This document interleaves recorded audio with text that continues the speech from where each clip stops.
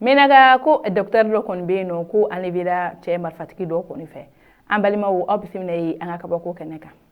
aywa kibaram nu sira mo kunya la wuliya ina naka fo ko tenanduna mi ku janvier kalo kile muga ani sabai ayira ka fo ko OMS ni ale organisation mondiale de la santé no we jian je kluba mi sigile be kenya kono kuma ko kuna uluka bolo fara mi be e malla ko o barakera do kun sigile be e menaka aywa ko ayira ka fo ko chamber fatu ko ni ale enlever ka bo aka mobile ko ni kono na aywa ko ani wala yere kon masoro do wala mi ni docteur ni ale ratore Mahamadou Diawara ko ale na ka chauffeur kede kon kumbe uga mobile kono umbe kata barado ko ni cadre fe no de ga fa ko ta seben do ko ni photocopie ke aywa ko woluto o sai ko ni fe ko che marfatu ko nana ka uluka mobile barake ko ga ni docteur ko ni takatane aywa ko jani uga ni docteur takatane ko ya ka chauffeur ke bugo foko o jogi ka soro ka tani docteur ma kon taro ni Mamadou Diawara kon tara yoro mina aywa ni wale ko ni kele mi OMS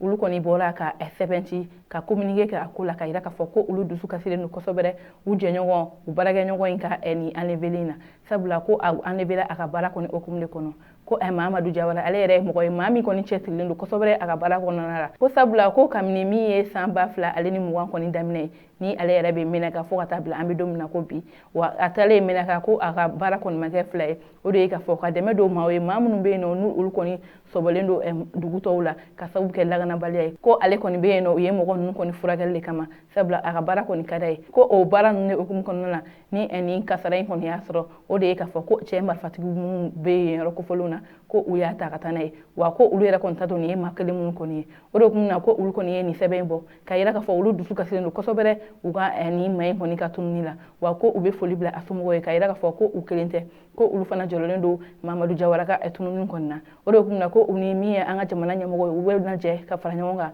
ka nyine nu filisina wala sa Mahamadou Diawara ale bi se ka singana aka soto yamina ali bi docteur Mahamadou Diawara ko ninga tunun kon okumna ay dala ka foko tunni yera kon kum dabolente ale kama sabula ko sega sega lu ay dala ka foko mobile wara de kon kum visiter ndo bambakati nun kon fe ko ukumna o de koni attaquer nga mi docteur Mahamadou Diawara ko u kon filla ka ale de enlever gatanay nga ali bi sega sega lu kon be sina wala sa Mahamadou Diawara ale bi se ka singana aka dimbe ala to yamina aywa ambali ba ni kibarar kon kum mbolo ka daw kuluka ani ce akwa kuluma jola akwa ambe anga kabako wara keneka